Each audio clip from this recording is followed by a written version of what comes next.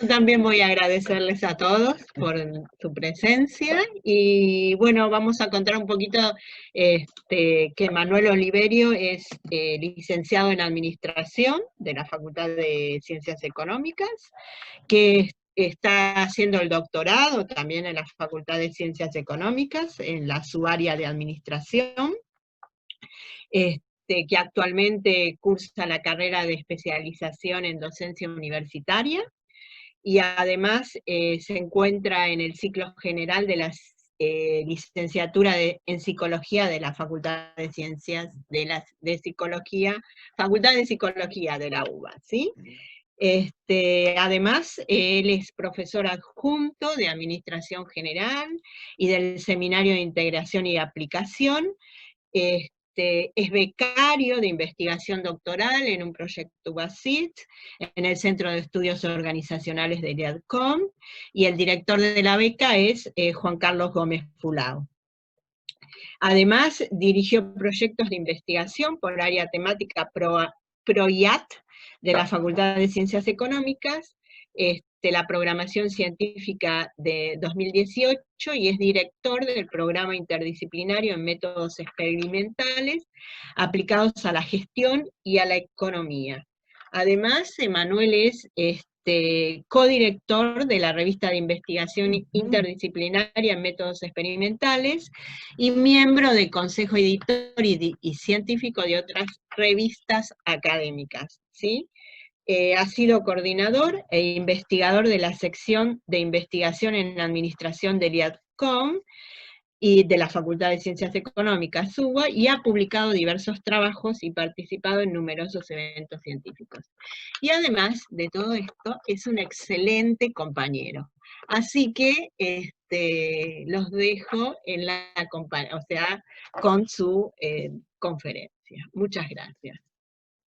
Después, Bueno, una sí, última cosita. Después de la conferencia vamos a hacer una ronda de preguntas, ¿sí? ¿Ah? Muchas sí, sí. gracias. Bueno, muchas gracias, Ana. Un montón de cosas. Realmente uno creo que lo visualiza más cuando lo escucha en este tipo de espacios. Bueno, aprovecho para agradecer el espacio, ahora sí, que he grabado, tanto a la doctora María Teresa Gasparri, secretaria de doctorado y postdoctorado, y directora del Instituto IADCOM también, por haberme dado el espacio y siempre por el apoyo y ir para adelante. Es como muy motivadora. Al doctor Juan Carlos Gómez Fulao, también presente, que es mi director de beca y director del CEO, del Centro de Estudios Organizacionales. Y a Ana Birker también por haber organizado la conferencia. ¿Sí? Nos hemos puesto en contacto y hemos organizado este espacio. Así que bueno, agradezco también a todas las personas que están presentes, ¿sí? Colegas, amigos, amigas, que bueno, siempre acompañando en este proceso y este camino académico que, bueno, que siempre me trae satisfacciones, ¿no? Y que disfruto tanto. Bueno, la idea de hoy es exponer el plan de trabajo que estoy llevando a cabo en mi tesis doctoral, cuya temática es, como el título le dice, géneros y pulsiones como tecnologías de poder del comportamiento organizacional. A medida que vayamos avanzando, vamos a ir dilucidando distintas concepciones y distintos conceptos que hay en este título, digamos. Para la conferencia de hoy, la idea fue de hacer un recorte, sobre todo del marco teórico, y exponer algunas cuestiones metodológicas que estamos llevando adelante junto con mi director Juan Carlos. Entonces, para ordenarnos, digamos, la presentación tiene que ver con el plan de trabajo, ¿sí? Que vamos a ver primero la justificación, o sea, por partes, de por qué me interesó este tema. Tal vez si yo vengo trabajando, digamos, hace varios años sobre el tema, así que por ahí ya me hayan escuchado, espero no aburrirlos. Vamos a ver el planteamiento del problema, ¿sí? Vamos a ver la parte más de orientación, que tiene que ver con los objetivos y con las hipótesis que hemos planteado. Un marco teórico que, como vamos a ver, se divide en dos, digamos, en la contextualización de las organizaciones por un lado, y luego las variables que hemos elegido para analizar, que son el género y la posición, y las posiciones, digamos, ¿no? Más específicamente las posiciones sexuales, que luego lo vamos a ver, podemos englobarlo con una temática de la sexualidad. Y luego la metodología, cómo fue la operacionalización y cómo hemos pensado las herramientas de recopilación de datos, y alguna reflexión final como para cerrar. Luego de eso, por supuesto que abriremos el espacio para preguntas, consultas, dudas que tengan. No obstante, sobre todo en la parte del marco teórico, que tiene como muchos vaivenes, etc., si les surge alguna pregunta, alguna duda, y me quieren consultar en el momento, no hay problema, digamos, ¿no? Pueden consultar tanto en el chat o indicando, levantando la mano o algo de eso, como o sea, pueden hacer algún comentario, no hay problema. Me gusta que sea más dinámico, no hablar, digamos, la idea es que dure 30 minutos o 40 minutos, y por ello hablando solo me aburro un poco, entonces, digamos, si quieren hacer un comentario, serán bienvenidos, serán bienvenidos. Bien, arrancamos entonces. Como decíamos, en el orden, vamos a arrancar por la justificación del tema. Y la idea fue, en principio, como decía, yo vengo estudiando este tema realmente desde antes de graduarme. Lo abordé en mi tesina de grado y luego se convirtió en mi tema de tesis doctoral, ¿sí? Entonces la idea ha sido siempre abordar un tema que no está tan desarrollado en el ámbito, por lo menos, de lo que es el comportamiento organizacional, ¿sí? Entonces, poder abordar cuestiones que tienen que ver con la sexualidad, ¿sí? Que, como vamos a ver, no es tan abordado en nuestro ámbito, ¿sí? Y para eso, lo que hicimos, y en un trabajo, digamos, muy de ida y vuelta, y que hemos trabajado con Juan Carlos, lo hemos dividido, esta idea de la sexualidad, en dos variables, que por un lado vamos a ver que es las posiciones sexuales, que lo vengo estudiando hace tiempo, y la necesidad de una perspectiva de género, ¿sí? Así que la otra variable va a ser el género. También siempre fue mi interés no analizar las organizaciones per se, digamos, así como están, sino más bien abordar y ver de qué se trata, digamos, ¿no? O sea, cómo se configuran actualmente. Y por un, podemos decir, sesgo Foucaultiano, ver también cómo se dan las formas de control social en el ámbito de las organizaciones, ¿sí? O sea, cómo influyen en las relaciones de poder dentro de las organizaciones, ¿sí? Entonces, bueno, como decíamos, la idea es aportar una nueva perspectiva, ¿sí? Que tenga como variables tanto la pulsión sexual por un lado y el género o los géneros por el otro, ¿sí? Poniendo énfasis en las personas y logrando una mejora en la calidad de vida laboral. O sea, ese es el propósito, ¿sí? Es lo que justifica este tema. Tanto para nosotros como para la disciplina, digamos, ¿no? O sea, por lo menos lo que hemos observado es una ausencia disciplinar respecto a estos temas, ¿sí? Bien, por otro lado, tenemos el planteamiento del problema.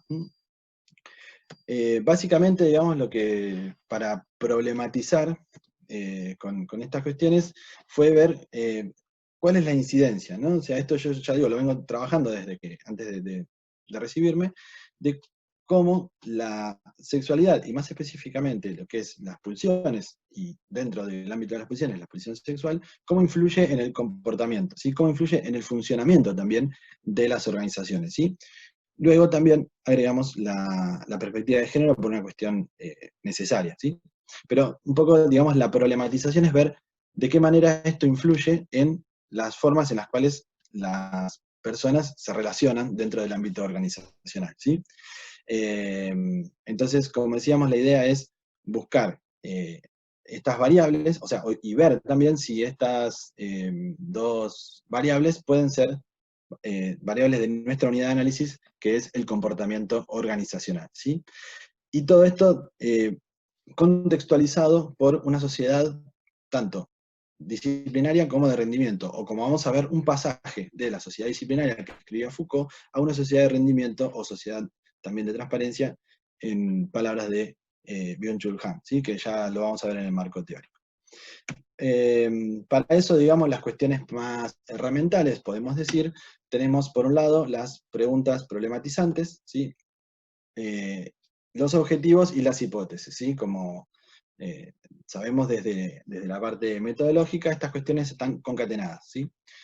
Bien, son realmente por ahí extensas, la idea no es profundizar en ellas, sino más bien mostrar cuál es la guía para esta investigación, ¿sí? Entonces lo vamos a ver sencillamente, ¿no? O sea, lo más sencillo posible.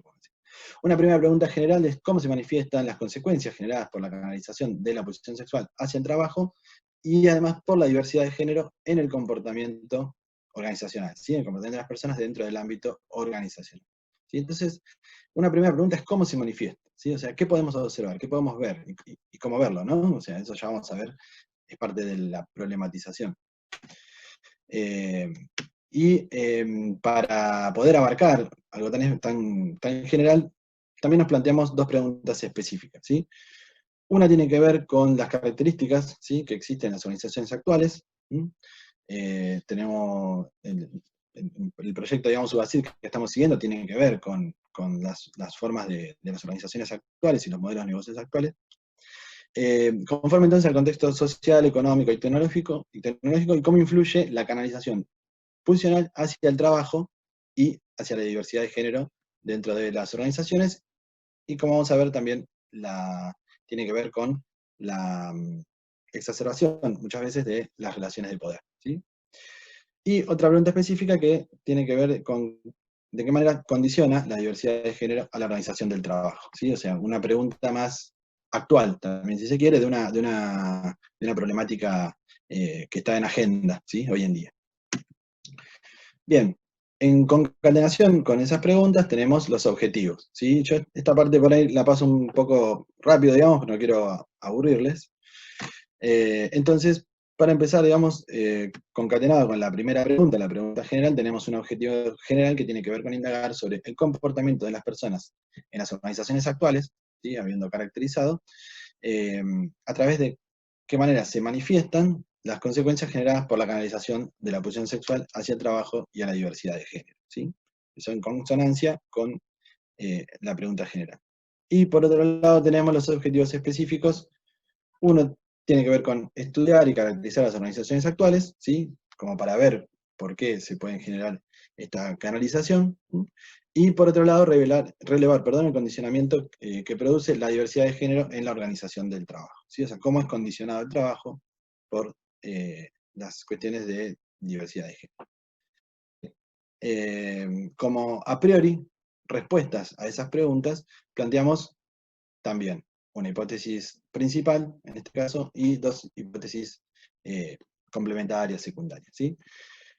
Lo que no, en una primera observación, de todo ya habiendo realizado el trabajo exploratorio sobre todo, y las revisiones teóricas, etc., podemos observar que, como hipótesis, por supuesto, la canalización de la pulsión sexual hacia el desempeño laboral se manifiesta en el comportamiento deteriorando relaciones interpersonales y a su vez aumentando el nivel de autoexigencia individual, ¿sí? Lo que luego vamos a ver a través de Byung-Chul Han como la autoexplotación, ¿sí? Y otras dos respuestas a lo que serían las preguntas específicas. Por un lado, una hipótesis secundaria que dice que existen características por parte de las organizaciones actuales que propician esa canalización, ¿sí?, para el beneficio organizacional. Y una segunda hipótesis, también secundaria, que es que la organización de trabajo está condicionada por la diversidad de género, generando la necesidad de adecuar las situaciones y las condiciones laborales a esta nueva perspectiva, ¿sí? Para eso, además, y todo lo que ha mencionado Ana, además de estar estudiando psicología, por eso abarco, digamos, temas de sexualidad, de pulsión, etc., he hecho varios cursos también de perspectiva de género. Uno de ellos es el que ahora es obligatorio por la U, ¿sí? Bien, pasamos entonces a lo que sería el marco teórico, ¿sí? Con esto también, la realidad es que hay una diversidad de autores, ¿sí? Que es bastante enriquecedora, al menos a nuestro parecer, pero lo dividimos en dos partes, ¿sí? Como decíamos, la idea es, por un lado, caracterizar a las organizaciones, ¿sí? Y desde el contexto actual, tanto económico, social y tecnológico, y por otro lado, vamos a ver las cuestiones específicas que tienen que ver con la sexualidad. La sexualidad dividida en estas dos variables, ¿sí? Por un lado la pulsión sexual y por otro lado el género, ¿sí? O la diversidad de género, o la perspectiva de género también. Bien, entonces, comenzando con la primera parte, lo primero que vamos a mencionar, tal vez brevemente, si vienen del ámbito de la administración, entiendo que es algo que tenemos en común, es lo que es el comportamiento organizacional, ¿sí? Comportamiento organizacional, término acuñado primeramente por Herbert Simon, lo que plantea son cuáles son las conductas, las actitudes y las formas en que actúan las personas en el ámbito organizacional, ¿sí? Tiene una fuerte base conductual, ¿sí? Conductista, y básicamente tiene que ver con eso, ¿no? O sea, con cómo las personas actúan, ¿sí? O se comportan dentro de las organizaciones, ¿sí? Bien, a título enunciativo, se puede estudiar este comportamiento organizacional a distintos niveles, ¿sí? Uno es a nivel individual, con las características particulares, otro es a nivel grupal o de equipos, ¿sí? Que tiene que ver con de qué manera se integran las personas, cuál es el sentido de pertenencia, etc. Y por otro lado, el sistema organizacional, ¿sí? O sea, la organización en sí, que tiene que ver con cómo se desempeñan las relaciones, tanto formales como también informales, pero entre las personas, grupos, con la organización, ¿sí? Bien, esto como para saber cuál va a ser nuestra unidad de análisis, ¿sí? Que va a ser, que vamos a estudiar es el comportamiento organizacional. También para una cuestión de abordar el campo, determinamos que no es lo mismo una organización que sea una empresa, como una cárcel o una facultad, por ejemplo, ¿no? Entonces, abordamos las tipologías organizacionales, tomamos sección y una tipología clásica que las divide en organizaciones coercitivas por un lado, organizaciones utilitarias y organizaciones normativas, ¿sí? Esto lo agregamos en el marco teórico precisamente porque a la hora de ir al campo lo que vamos a hacer es tomar una organización de cada una y comparar, digamos, de qué manera se manifiestan y cuáles son las similitudes y cuáles son las diferencias, ¿sí? Bien, un abordaje, podemos decir, de base, que justifica esta tesis, es el abordaje de Gareth Morgan, ¿sí? Donde en su libro Imágenes de la Organización plantea una metáfora de las organizaciones como prisiones psíquicas, ¿sí? Bien, parte del mito de la caverna de Platón, ¿sí? Calculo que lo deben conocer, pero básicamente tiene que ver con la apariencia, digamos, de una realidad, y una realidad tan introspectiva, digamos, ¿no? O tan introyectada en realidad, que nos hace creer que es la realidad cuando el afuera es diferente, ¿sí? O sea, él toma el mito de la caverna de Platón para mostrarnos que hay ciertos modelos psíquicos que nos plantean una posible realidad dentro del ámbito organizacional que bien podría ser otra, ¿sí? O sea, cuando en realidad podemos pensarlo de otra manera, ¿sí? Partiendo del mito de la caverna de Platón, esta idea de la prisión psíquica de las organizaciones, digamos, como condicionantes, plantea la idea y la relación entre organización e inconsciente, ¿sí? Entonces nos dice que el inconsciente de la organización está íntimamente relacionado con las personas que generan su cultura, ¿sí? O sea, o que lideran dentro de las organizaciones. Entonces, esto es una analogía de lo que es el inconsciente en el ser humano, en términos psicoanalíticos, en términos freudianos, como vamos a ver más adelante, y cómo eso se puede relacionar con el inconsciente, con las verdades o que se toman como verdades a nivel organizacional, ¿sí? O sea, como una analogía. Y dentro de esta analogía, Morgan directamente aborda lo que es la sexualidad reprimida y cómo se ve en las organizaciones, ¿sí? Entonces, desde este aspecto, lo que él dice es que hay cuestiones que se dan este proceso de sublimación, o sea, de canalizar la energía pulsional hacia una actividad que esté socialmente aceptada, y se la hace específicamente en la dinámica de la organización, ¿sí? O sea, en la organización es donde se ve esta canalización, esta sublimación. Gareth Morgan fue mi inspirador, digamos, ya hace varios años, leyendo precisamente el libro de imágenes de la organización, y es a partir de ahí de donde yo digo, bueno, ¿cómo profundizar esto? ¿No? O sea, eh, ¿qué otros autores, qué otros abordajes lo ven? Bien, indagando un poco más, llegué a la contextualización, digamos, de esta sociedad, a una concepción que es el hombre managerial, ¿sí? O podemos llamarlo ser managerial, ser humano managerial, para no abarcar solamente el hombre, ¿no? Sino cualquier género. Que es una teoría, o por lo menos un aporte realizado por Nicolas Auber y Vincent de Gauleyac, a todos por las dudas, para que no se pierdan, para no perderse en seguir, digamos, la charla, siempre pongo fotos de los autores como para que se puedan ver. Bien, un nuevo trabajador que en realidad es consecuencia de dos cuestiones. Por un lado, la coexistencia entre el final de lo que es la revolución industrial y el tema del obrero y de cómo se veía esta cuestión del obrero máquina, etc., con la posmodernidad, digamos, ¿no? Con esta cuestión que vamos a caracterizar un poquito más respecto de los límites más efímeros, ¿sí? Las fronteras líquidas, digamos, los relatos que no se afianzan, digamos, ¿no? Como más una cuestión más líquida, por decirlo de una manera, en la posmodernidad. Y por otro lado, dos cuestiones, ¿sí? O sea, por un lado, aumento del narcisismo, y desaparición de los valores en realidad es un poco extremo, ¿no? Podemos decir de reconfiguración de los valores, ¿sí? Bien, este ser managerial tiene varias características, destacamos como para ver cuáles de estas cuestiones, en consonancia con lo que veníamos hablando. Por un lado, una vertiente narcisista, digamos, al extremo, ¿sí? Que tiene que ver con que las personas se sienten identificadas, como que se pone la camiseta de esa organización. Y por otro lado, la concepción de éxito, ¿no? O sea, la concepción social de éxito que influye en la persona y lo lleva a justificar su exigencia, digamos, ¿no? O sea, entonces da lugar a lo que luego vamos a ver como la autoexigencia, ¿no? Como la autoexplotación.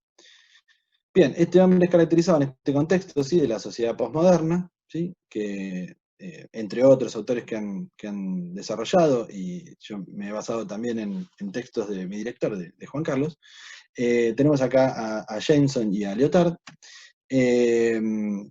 Hay diferentes ideas, dónde comienza, dónde no, esta idea, ¿sí? Siempre lo ubican de mediados del siglo XX en adelante, ¿sí? Y lo mismo, digamos, ¿no? O sea, esta nueva visión de posmodernidad tiene que ver con una nueva concepción y con la aceleración en todas las cuestiones, que se llama, digamos, la cultura del ya, digamos, todo ya, todo enseguida, y mucho lo que tiene que ver con lo efímero, ¿no? Entonces, la posmodernidad, digamos, nos sirve para contextualizar, ¿sí? Meramente es una idea de poder contextualizar cómo es la sociedad, ¿sí? De mediados del siglo XX para acá, que vamos a ver que en los últimos años se ha exacerbado mucho más, y esta caracterización lo que nos hace es ver de qué manera se ve reflejado en el ámbito de las organizaciones, ¿sí? Entonces, podemos ver un aumento del narcisismo, podemos ver un aumento de las exigencias, ¿sí? Y una exacerbación en lo que son las relaciones de poder, ¿sí? O sea, en base a esta contextualización. Bien, sin profundizar tanto, tal vez son muchos conceptos, muchas ideas. para llegar a la sociedad actual vamos a pasar por tres momentos, ¿sí? o tres tipos de sociedades. La sociedad actual caracterizada como de transparencia o del cansancio, o la sociedad de burnout, como debería haberse traducido a Byung-Chul Han. Primero, vamos a ver meramente las características de lo que fue la sociedad disciplinaria, ¿sí? Por supuesto, no puedo dar una charla sin mencionar a Foucault. Entonces, tenemos primero estos vestigios que quedan en la posmodernidad de una sociedad anterior, tiene que ver con la sociedad disciplinaria, ¿sí? La sociedad disciplinaria, descrita por Foucault en varios trabajos de su obra, sobre todo en Vigilar y Castigar, lo que hace es hablar de el poder omnipresente, ¿sí? El poder normalizado, ¿sí? El poder no reprime, sino que normaliza ciertas actitudes, ciertas acciones, ¿sí? Y apunta la sociedad disciplinaria a una autodisciplina, ¿sí? Bajo la lógica del panóptico, de esta idea de sentirnos vigilados, aborda y va llevando hacia lo que es el autodisciplinamiento. Esta es la base para lo que luego vamos a ver, ¿no? como caracterización de la sociedad actual, ¿sí? Y nos habla Foucault de un poder disciplinario, ¿sí? que de alguna forma se mete, ¿sí? en nuestros cuerpos. ¿Sí? ¿A través de qué? A través de la inspección jerárquica, ¿sí? La jerarquía, la sanción normalizadora, el castigo, y el examen. ¿Sí? Bien, estos son como los distintos dispositivos que describe Foucault para, de alguna forma, controlarnos a nosotros mismos. ¿Sí? Partiendo de esa base, Gilles Deleuze dice que, además de controlarnos a nosotros mismos, las sociedades a fines del siglo XX empiezan a extremar la vigilancia, y esa vigilancia, digamos, o control que era introyectado hacia las personas y lo tenemos en nosotros mismos, se puede hacer efectivo, ¿sí? A través de las telecomunicaciones y la hiperconectividad. ¿Sí? Pasando por este pasaje, que son las dos bases que toma Byung-Chul Han, nos vamos a meter en lo que es la sociedad de la transparencia, también llamada de otras maneras, porque la verdad que es bastante extenso la forma en la cual lo describe este autor surcoreano, que es Byung-Chul Han, que acá se lo presento, si no lo conocen, que tiene que ver con la vigilancia efectiva, ¿no? O sea, hoy en día, efectivamente, a través de las nuevas tecnologías, ¿sí? O de las nuevas tecnologías o de las tecnologías, porque ya este tema de llamarlo nuevo es discutible, que efectivamente estemos siendo controlados, estemos siendo vigilados a través ya no de un panóptico clásico, de un panóptico disciplinario, sino a través de un panóptico digital, ¿sí? Entonces ese ojo del poder que anteriormente estaba metido en nuestros cuerpos a través de la representación, ¿sí? Y de una economía de poder, hoy en día está en nuestros aparatos, ¿no? O sea, por ejemplo, en los aparatos en los cuales estamos realizando esta charla, ¿sí? En los dispositivos. Bien. Tenemos entonces lo que Byung-Chul Han menciona como vigilancia primaria, ¿sí? O vigilancia intrínseca, que tiene que ver con ya no estar esa concepción, digamos, de control, de vigilancia externa, sino más bien una vigilancia que la hacemos nosotros mismos y efectivamente, ¿sí? A través de estos dispositivos. Como podemos ver, las redes sociales, bueno, los celulares, las computadoras, etcétera, ¿sí? Y a su vez, esta vigilancia primaria o intrínseca lleva a una autoexplotación. Entonces, cada uno de nosotros lo llevamos dentro, ¿sí? Lo tenemos incorporado, ¿sí? De alguna forma. Llevando a lo que es la sociedad del rendimiento, ¿sí? O también sociedad del cansancio, sociedad de burnout, digamos. Hay varias cuestiones para describirlo. En realidad, Byung-Chul Han lo que va haciendo es va tomando distintos aspectos y va describiendo la sociedad actual. Básicamente lo que tomamos de acá es esta idea de la nueva vigilancia y cómo se mete directamente en nuestra cotidianidad, digamos, ¿no? En nuestros cuerpos, en va acaparando todo, ¿sí? Va tomando todo. Bueno, vamos a ver también después una concepción de poder, pero Byung-Chul Han habla también de una concepción positiva del poder, ¿no? O sea, esta idea de ya no verlo el poder como algo malo, sino como que festejar que nos controlamos entre nosotros, ¿no?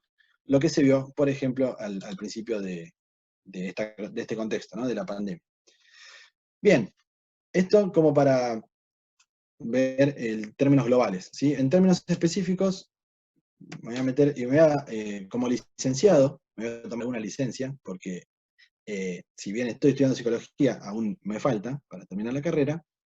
Vamos a tomar del término sexualidad en su multidimensionalidad, ¿sí? No solamente la sexualidad como género, o sea, acá estamos pasando a la otra parte, ¿sí? O sea, ya contextualizamos, aquí vamos a ver las variables.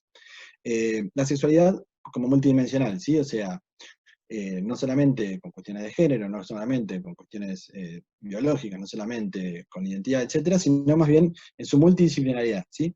Entonces, de su multidimensionalidad vamos a tomar dos cuestiones. Por un lado, desde un punto de vista psicológico, y más específicamente desde un punto de vista psicoanalítico, lo vamos a ver como constitución o como construcción del aparato psíquico, ¿sí? Tenemos a nuestro querido Sigmund Freud.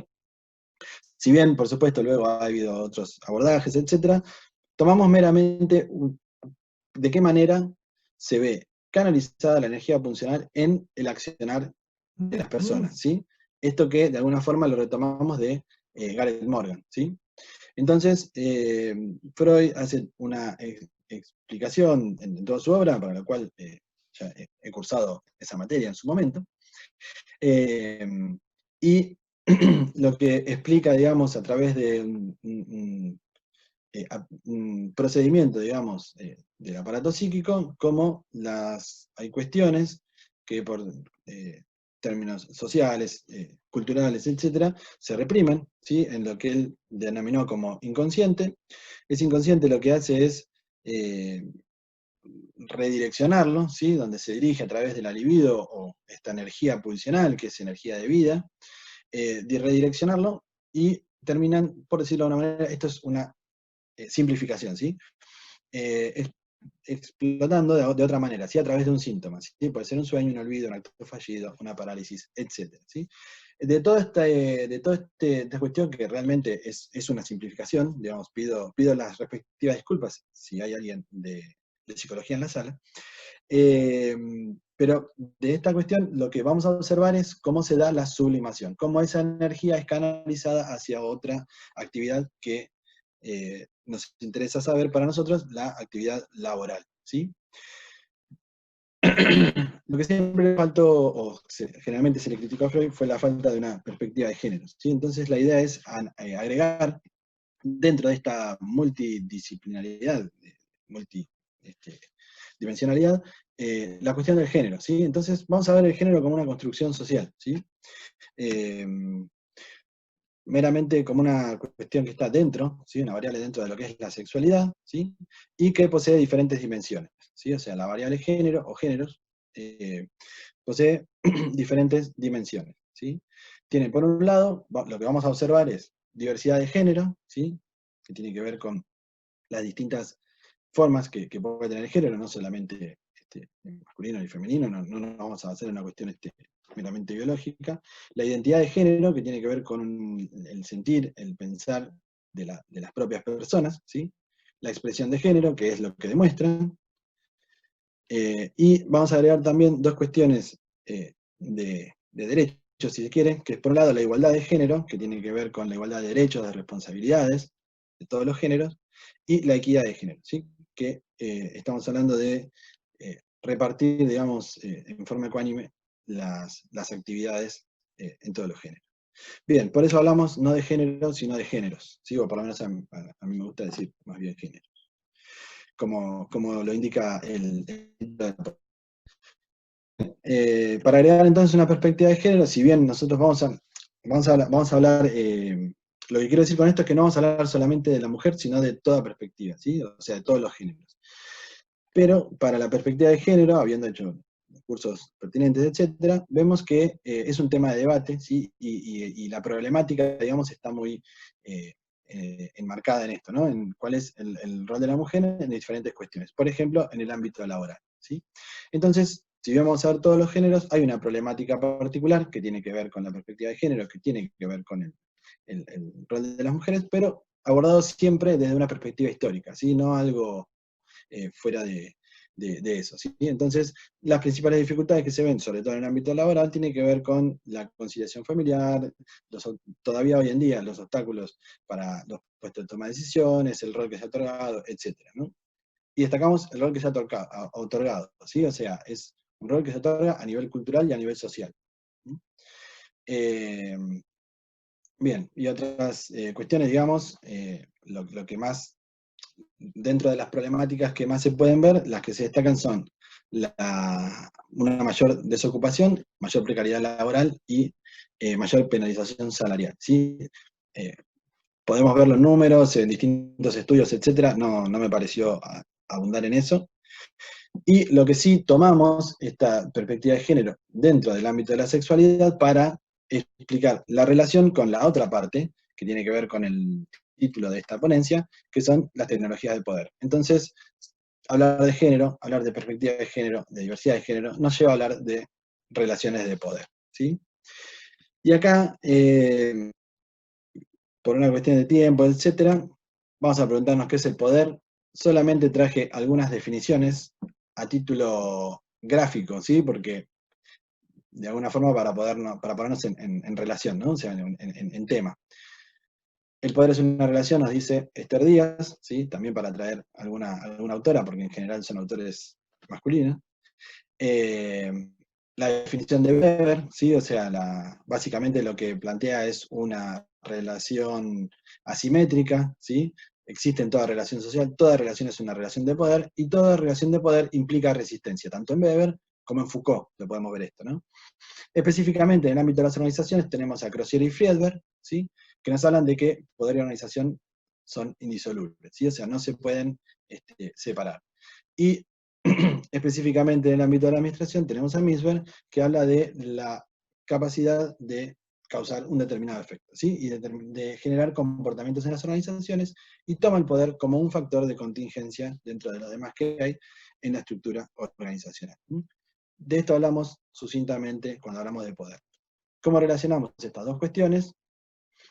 Volviendo, ahora sí, a mi querido Foucault, ¿sí? Que ya se agarra la cabeza porque es la tercera foto que pongo de Foucault, entonces dice, no, basta, sáquenme acá.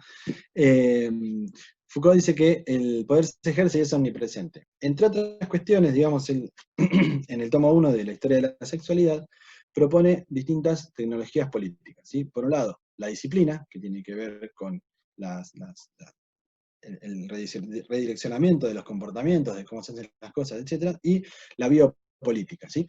Estos dos conceptos en Foucault no están solamente en la historia de la sexualidad, sino que se van desarrollando a lo largo de su obra. Sería realmente extensísimo profundizar, pero básicamente tiene que ver con la regulación poblacional, ¿sí? Este concepto de biopolítica hoy en día lo vemos reconfigurado con la psicopolítica de Byung-Chul Han, por ejemplo, que no puedo dejar de mencionar. ¿Y cuáles son los dispositivos que él habla, o cuál es la tecnología de poder? Según Foucault, los dispositivos de saber poder. Relacionados con la sexualidad específicamente, él habla de dos, ¿sí? Una hipótesis represiva que tiene que ver con la época victoriana hasta el siglo XX, digamos, ¿sí? El siglo XIX, y a partir del siglo XX habla de una hipótesis discursiva o la sexualidad, que es ubicar a la sexualidad en el discurso, ¿sí? En las distintas cuestiones, o sea, hablar sobre la sexualidad y hablar de determinada manera, ¿sí? De la sexualidad. Entonces, estos son los dispositivos de poder, y de esta manera podemos ver cómo se incorpora a la sexualidad, ¿sí? Como un dispositivo, o como una tecnología en realidad, como una tecnología de poder del comportamiento de las personas, ¿sí? O sea, a través de este dispositivo, generar saberes, ¿sí? Determinados respecto de lo que es la sexualidad. Bien, con el objetivo de poder medir esta canalización, podemos decir, esta energía pulsional al ámbito laboral, agregamos, y les prometo que es la última, una perspectiva más, que es la de Christoph Schurz, que habla de la psicodinámica del trabajo por un lado y la psicopatología del trabajo, ¿sí? De la psicodinámica lo que vamos a decir es que nos habla como de un estado intermedio, ¿sí? Entre salud y enfermedad mental, podemos decir, o trastorno mental, y habla de que el trabajo tiene ciertas formas que pueden estructurar a la persona, ¿sí? O de alguna forma conjugan, digamos, todo lo que es el trabajo, la organización y la psiquis, digamos, de la persona, ¿sí? Entonces lo que trata de hacer es definir ciertas pautas de comportamiento, actitudes, etcétera, que no van a ser las mismas en un determinado trabajo que en otro, ¿sí? O sea, el trabajo determina muchas cuestiones de características, etcétera. ¿Sí? Y en sus trabajos, en su obra por lo menos, lo que trata de hacer es esa relación entre la energía pulsional y el trabajo, ¿sí? Específicamente, por eso tomamos esta perspectiva. Y la psicopatología del trabajo, lo que dice que el trabajo puede traer consecuencias negativas o consecuencias favorables o consecuencias positivas, ¿sí? O sea, nos puede estructurar o nos puede arruinar, podemos decir, ¿sí? Y cuáles son las dimensiones de la psicopatología del trabajo, que lo vamos a aplicar dentro de lo que es nuestra herramienta de recopilación de datos. Tenemos la organización del trabajo, el sufrimiento y el trabajo como fuente de placer, ¿sí? Son estas tres dimensiones que vamos a indagar a la hora de ir al campo de estudio, ¿sí? Bien, espero no haber aburrido. Paso rápido, si están de acuerdo, la parte metodológica, ¿sí? O sea, básicamente la primera etapa fue exploratoria, donde hicimos la indagación sobre las variables y establecimos relaciones entre las variables con el comportamiento organizacional. Una segunda etapa, que es en la que estamos finalizando, digamos, o estamos actualmente, que es más bien descriptivo y cualitativo, en la cual vamos a realizar las encuestas, ¿sí? A las distintas organizaciones, ¿sí? Tengo un mensaje. Bien. Los instrumentos de recolección de datos, que estamos terminando de revisar, todo el análisis bibliográfico, artículos, etcétera, ya lo pasamos. Y lo que vamos a hacer es encuestas a miembros de organizaciones y entrevistas a personas que trabajan con este tipo de patologías, digamos, o de cuestiones. Además, algo que se vio truncado por este contexto, la idea era hacer una bitácora, una observación directa de los comportamientos en las organizaciones que analizar, pero bueno, por el contexto de pandemia no lo hemos podido hacer. Bueno, la operacionalización, no sé si se llega a ver bien, pero las dos variables, posición sexual, por un lado, género por el otro, de la posición sexual la vamos a observar a través de la psicodinámica, a través de la psicopatología, y el género o los géneros a través de las distintas dimensiones que ya hemos mencionado, ¿sí? O sea, todas estas cuestiones están explicadas, por supuesto, en el marco teórico de la tesis. Bien, básicamente la idea es ver distintos tipos de organización, de tres organizaciones, digamos, una de índole utilitaria, una normativa, una coercitiva, que no vamos a mencionar por cuestiones de privacidad de los datos.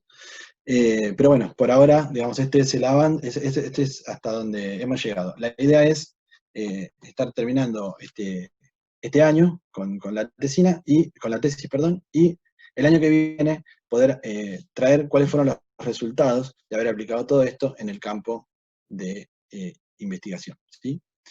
Bien, una última reflexión que fue para mí, digamos, fueron las palabras que me han inspirado a estudiar este tema, ¿sí? Que tiene que ver con que las organizaciones institucionalizan intereses, preocupaciones, etcétera, del inconsciente en el diseño de la organización y en la cultura corporativa más amplia, dice Morgan, ¿sí? Un entendimiento completo de del significado de la sexualidad reprimida nos llevará a un nuevo tipo de teoría de la dependencia de la organización. O sea, si podemos entender de qué manera se manifiesta el inconsciente en la organización, vamos a poder comprender mejor de qué manera funcionan las organizaciones y así proponer mejoras en la calidad de vida de las personas. Bueno, muchas gracias por su atención. Espero generar este efecto rebote y dejo mis datos.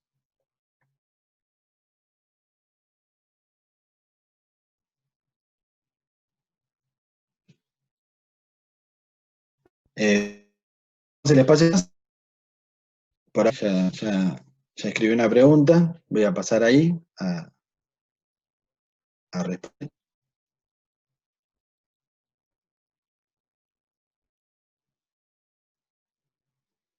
Quiero dejar de compartir. ¿Se escucha?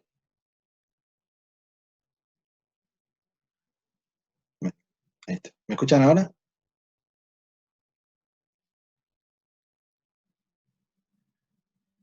Sí, sí, perfecto. Bueno, muchas gracias.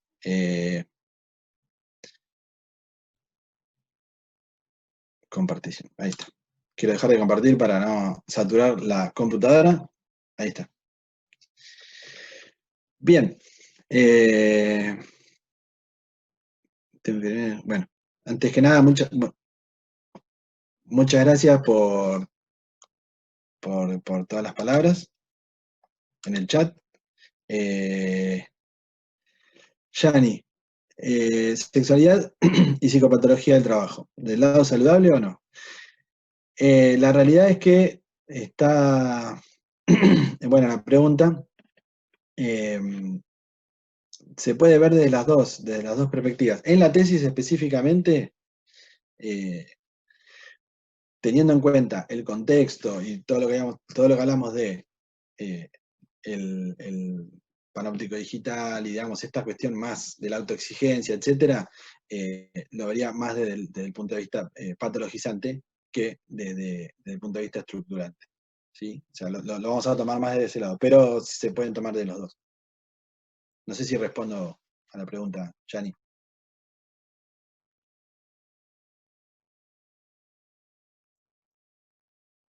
Sí, buenísimo, gracias. Bueno, Yani me vio nacer en este proceso porque cursamos psicoanálisis precisamente con ella ya es psicóloga, por supuesto, una fenómena, becaria doctoral también, y bueno, siempre me acompaña, y amiga, además. Exactamente. Sí, sí, sí, como para tenerlo en cuenta, digamos.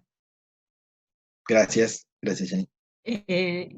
Si Sí, quiere Ana. alguien hacer una pregunta, puede abrir el micrófono, le permitiríamos abrir el micrófono así para que sea más participativo, si les parece adecuado. Pregunta, comentario.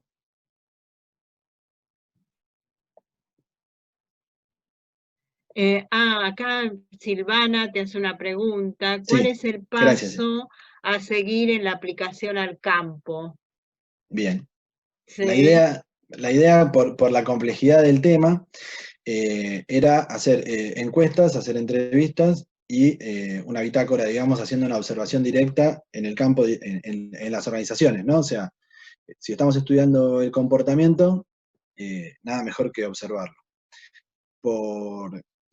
El trabajo, digamos, nos lleva años y este año estamos en la etapa eh, de aplicación en el campo, digamos, ¿sí? O sea, el trabajo de campo, y bueno, se vio truncado por el contexto pandémico. Así que hay cuestiones que habíamos planteado, metodológicas, que no vamos a poder aplicar como la bitácora, pero sí vamos a hacer las encuestas a través de internet, digamos, o sea, en formato digital. O sea, algo que realmente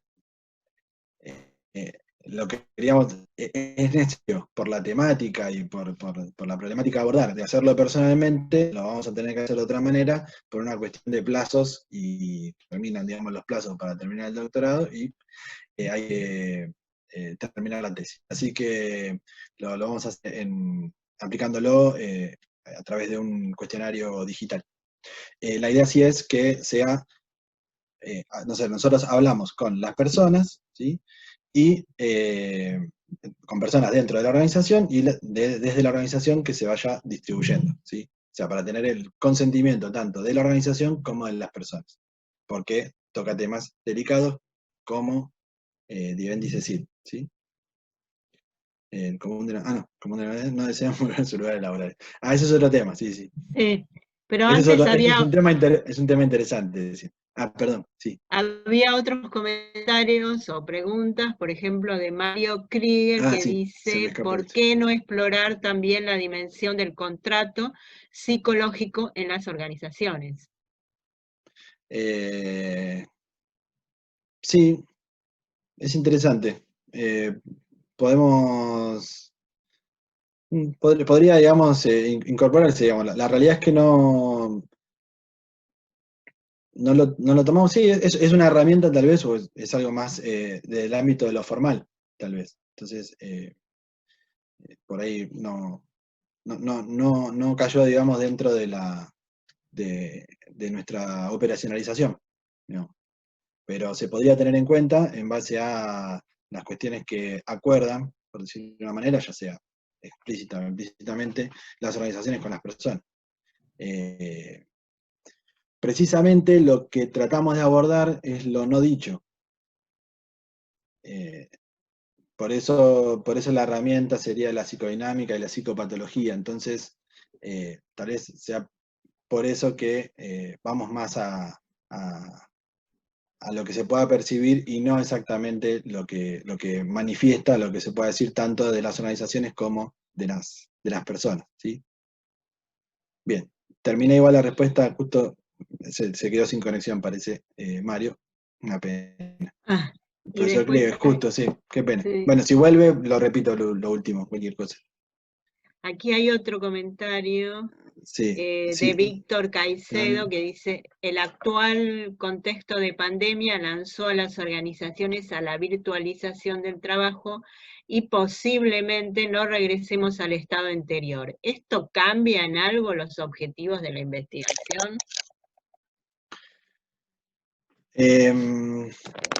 ¿Qué tema, no? Porque la realidad que uno en su tesis doctoral, esto como colega, Víctor lo sabe bien también, vamos revisando y cambiando los objetivos todo el tiempo y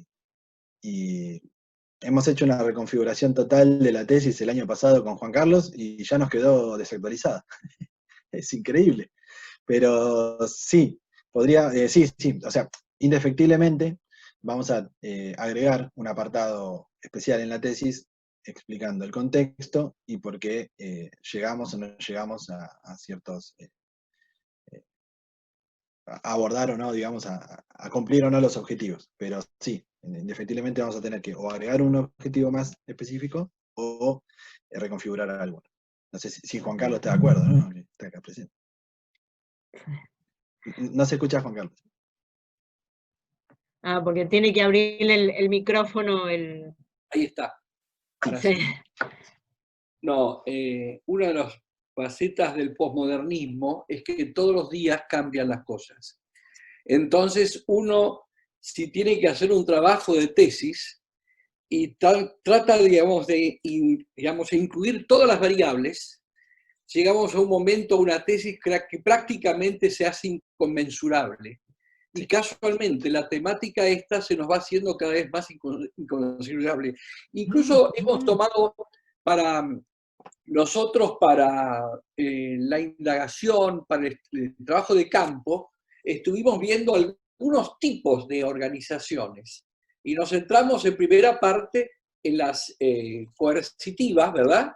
Y las de rendimiento, se quiere hacer, y siguiendo simplemente la característica en primer lugar, del autor, digamos, de Freud. Tomamos en cuenta las imágenes de Garrett Morgan y fundamentalmente el último tiempo por el filósofo coreano Han, es decir, Byung-Chul Han, que dinamiza de tal manera este tipo de cosas que a veces se provoca un trabajo lo suficientemente disperso que es increíblemente, se llama la inconmensurabilidad de la temática. Esto está, lo vi y siempre le agradecía al profesor Ricardo Gómez que me hiciera centrar en un punto determinado el trabajo, porque la tesis después es inmanejable para los evaluadores, inmanejable para el tutor o director inmanejable por el propio autor, porque llega un momento determinado que es una mixtura entre el autor y, digamos, el actor principal de este tema y, digamos, el contexto, que es dinámico, cambia permanentemente.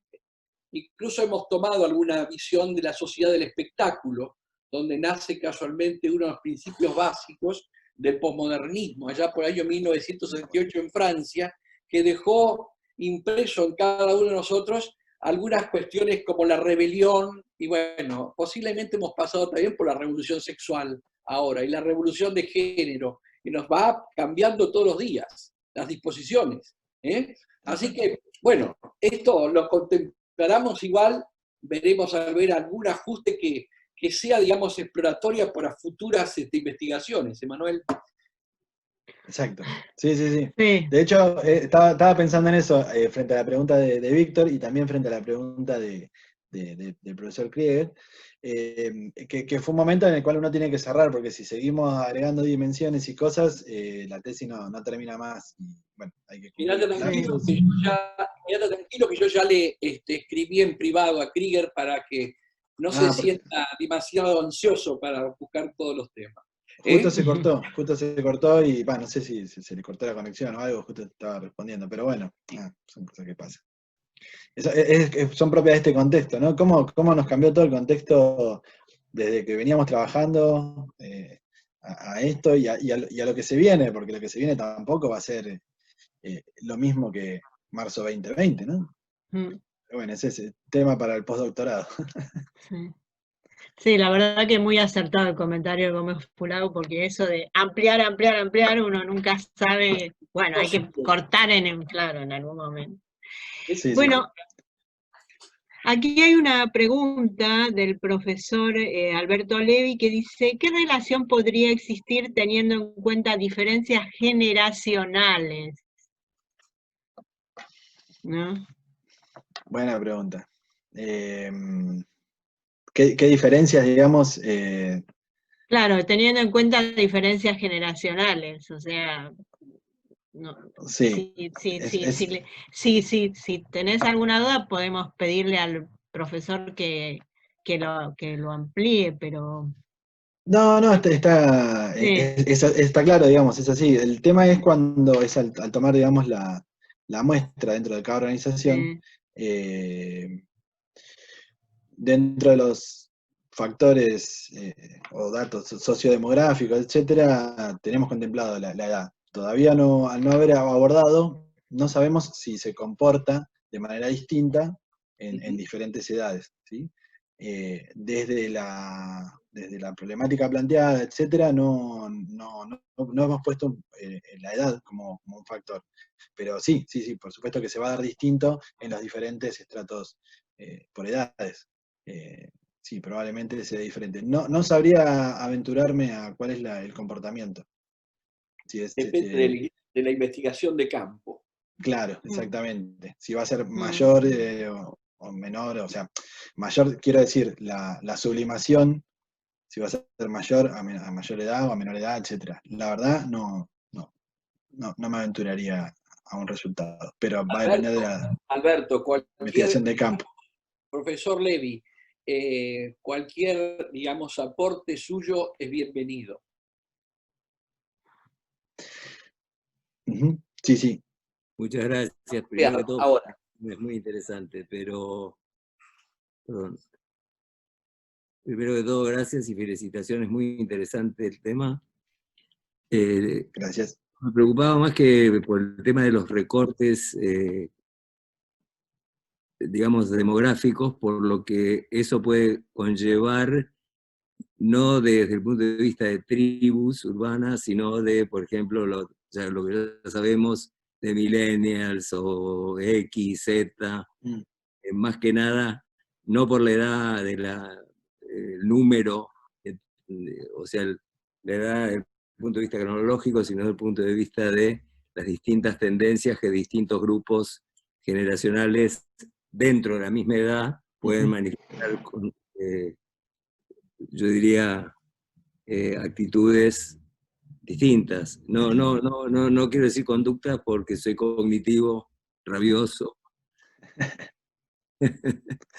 Y no quiero ir a una postura conductista, pero desde el punto de vista cognitivo seguramente que debe haber algo ahí.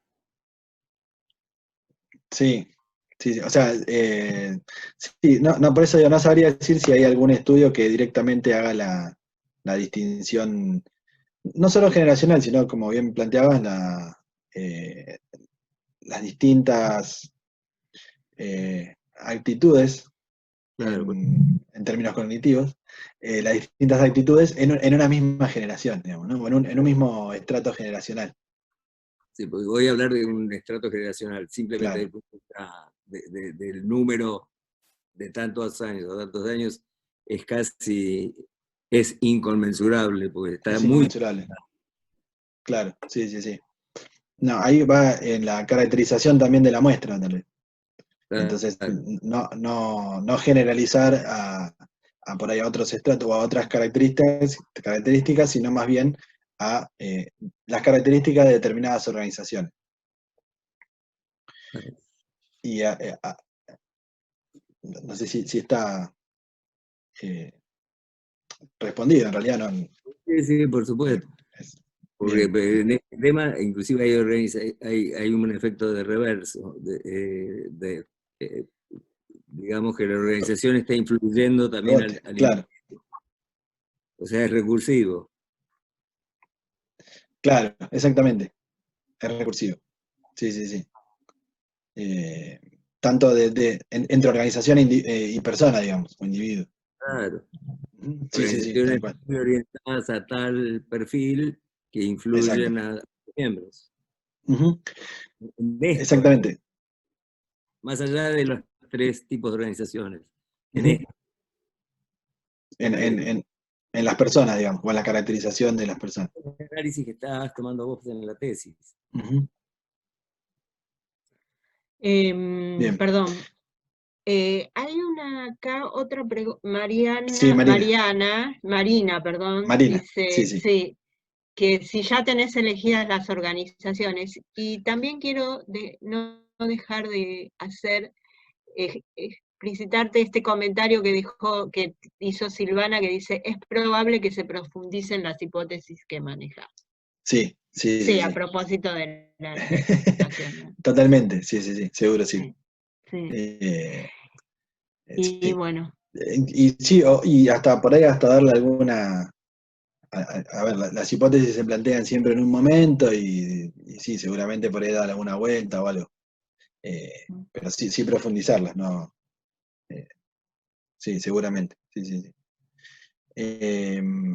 Y respecto a de la pregunta de Marina, la idea fue precisamente, agregamos las tipologías de Ciani por una cuestión de ver cómo se dan las distintas organizaciones. ¿Por qué? Porque la primera idea era verlo en organizaciones virtuales o digitales, estilo de lo que son las economías de plataforma. Entonces dijimos, bueno, ¿cómo se da ahí y cómo se da también en una organización más tradicional?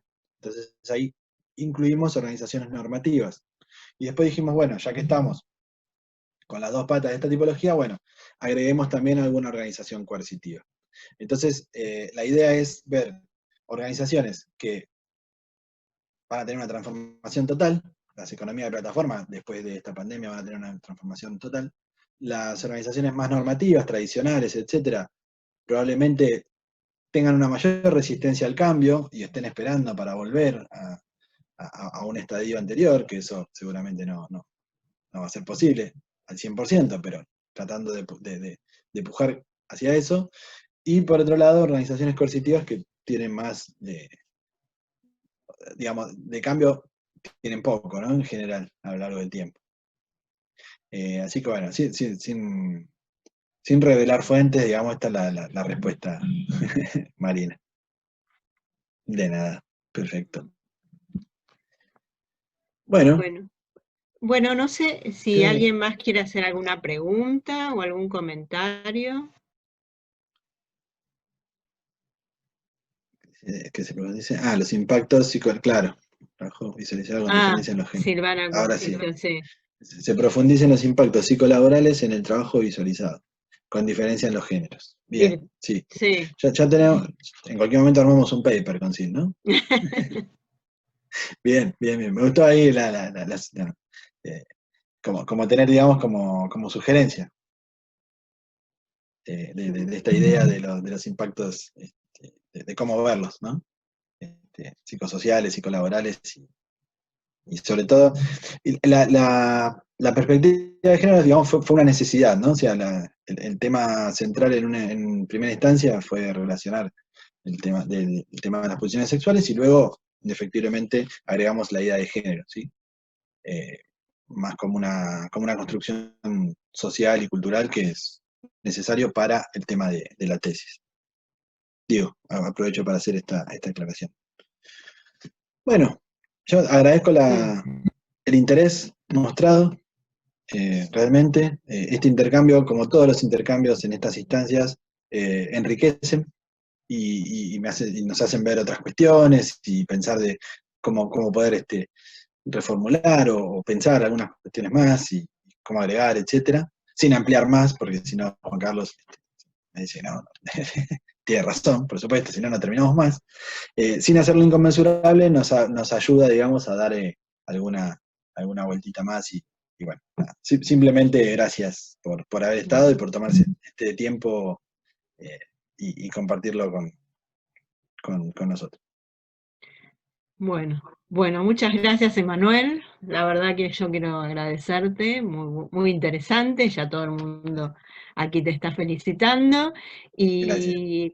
Y además, bueno, por supuesto a todos los participantes, y también quería agradecerle a la doctora María Teresa Casparri, que la verdad que es la mentora de todas estas charlas y conferencias y organizaciones que, bueno, nos ayudan a enriquecernos a todos, a conocer otras opiniones y, bueno, también a mostrar lo que estamos haciendo, ¿sí? ¿Okay? Exactamente. Y lo que están haciendo los doctorados de la Facultad de Ciencias Económicas. Bueno, sí, es así. sí. Sin ánimo de contar una infidencia, pero uno la llama a la doctora para ver cómo está y termina dando una conferencia, porque más o menos, ¿no? Es más o menos así. Así que nada, siempre impulsando. Sí, bueno, entonces muchas gracias y gracias. Nos volveremos a ver en la próxima, virtual o presencial, ¿ok? Exactamente. Bueno. Yo las invitaré para la defensa de tesis, seguramente. Buenísimo, buenísimo, así lo esperamos. Gracias, Okay. Alonso. Adiós, chao. Gracias. Chao.